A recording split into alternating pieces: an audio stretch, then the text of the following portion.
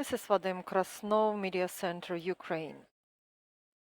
I'm welcoming all journalists who join the effort in order to spread the truth about the most important events in Ukraine. We're going to talk about Odesa Oblast and the updates. We have Serhiy Bratchuk, spokesperson of Odesa Oblast Military Administration. Serhiy, welcome. Glory to Ukraine, glory to heroes.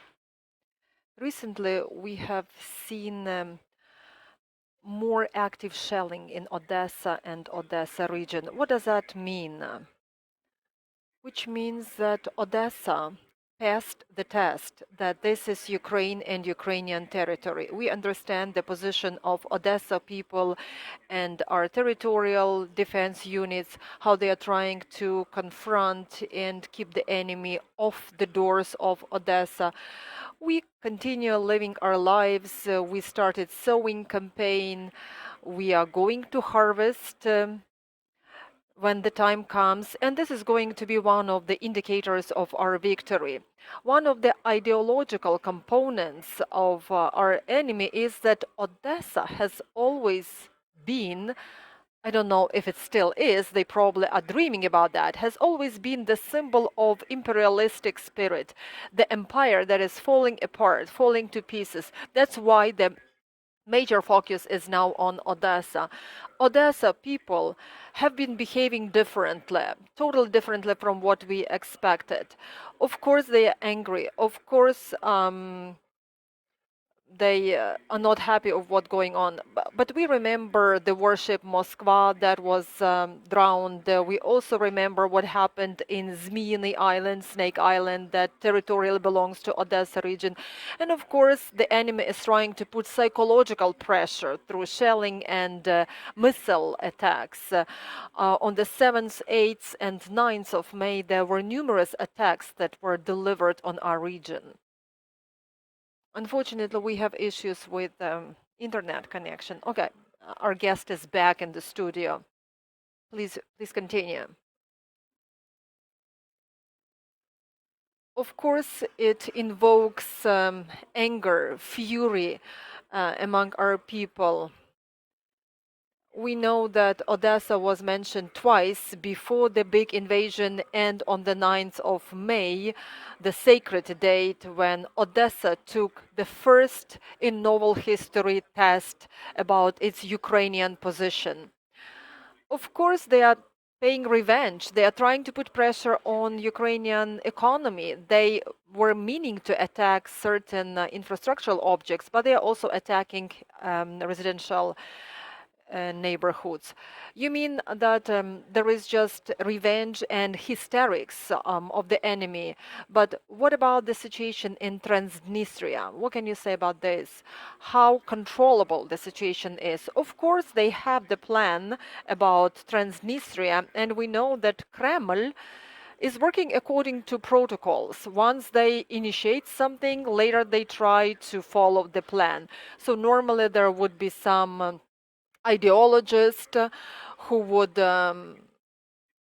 talk about some plans like making the land corridors through Odessa to Transnistria.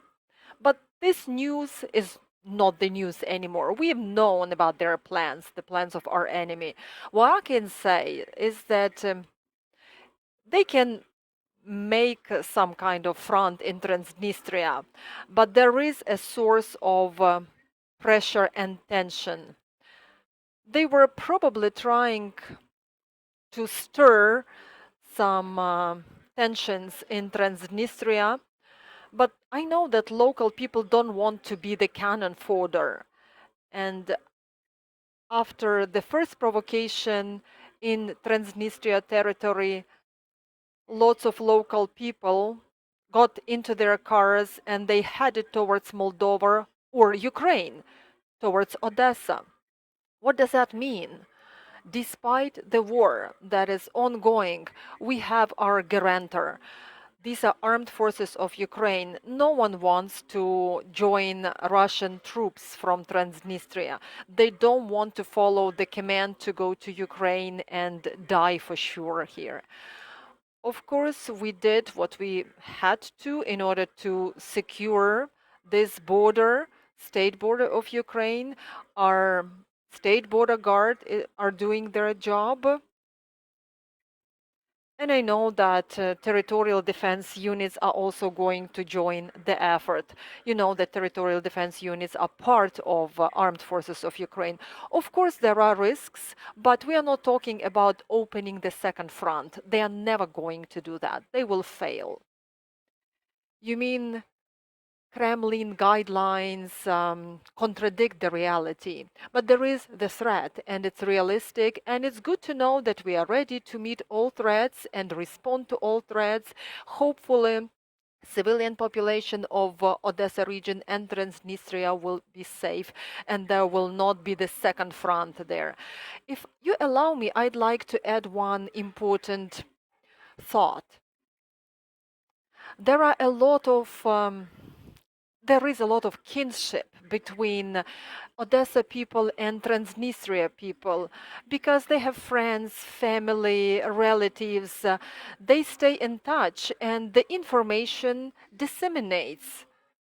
And of course, Transnistria people don't want to join Russian troops because they know the true information from word of mouth. You mentioned that there are family relations. Yes, I'm talking about not only friends, but family relations.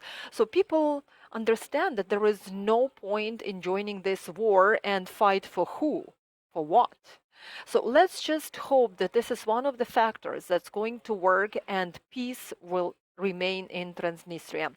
Odessa is one of the most important regions in terms of logistics and economics. How did you try to convert logistics and economics in Odessa given the war situation? Could you talk about the ports? Odessa port, unfortunately, has been completely blocked by the Black Sea port of the Russian Federation, which caused a lot of issues for the country and for the global economy. We are talking about the export of Ukrainian wheat, Ukrainian grains. Russia is trying to create the impact mechanism in order to control other countries in the world because they are creating food crisis. The grain was about to head to Africa, Middle East. Now the cargo is blocked. It's not delivered to where it should be delivered. Moreover, they steal our wheat and they are taking it to Crimea. Back to the question you asked, I'm not going to talk about the whole logistics, but of course there are alternative ways of addressing the issue. I'm not going to disclose all of them, because we have to be prudent. We understand that the enemy is trying to disrupt our transport routes, our logistic system. If we think about this bridge through Dnistrovsky Liman, so it has been shelled 4 times. But we find new transport solutions because Odessa is also a big humanitarian hub thanks to our partners, our allies, countries that help us. There are lots of humanitarian cargo coming from Europe. They do not stay in Odessa. They head west, north, and they are distributed all over Ukraine. Speaking of economics, the situation is not easy, to put it mildly. But our farmers are doing their job. So they keep working, they take care of the sowing campaign, they are cultivating the fields. So we hope that we will have new harvest this year, thanks to our agrarians, thanks to our farmers. Regardless the problems that we have, the problem with fuel, for example, because we all know that we have this issue. But this issue is being addressed by the Cabinet of Ministers, and of course, the military administration is joining the effort. Lots of industries, lots of facilities have converted their operations into the war times, and they are, for example, making military uniforms, making machinery, etc. Speaking about logistics, you cannot go into detail, that understandable, and of course we have to keep this information secret and be prudent, but how effective is new logistics? Do do you meet the objectives that you have? Unfortunately, when Odessa port was operational, we did more, but we do what we can given the situation. And again, thanks to our partners from other countries, I'm talking about our allies in the Black Sea basin and the Danube territorial waters. Thank you, Serhiy. Thank you for taking the time and opportunity to be with us. Let me just remind you, we had Serhiy Bratchuk, spokesperson of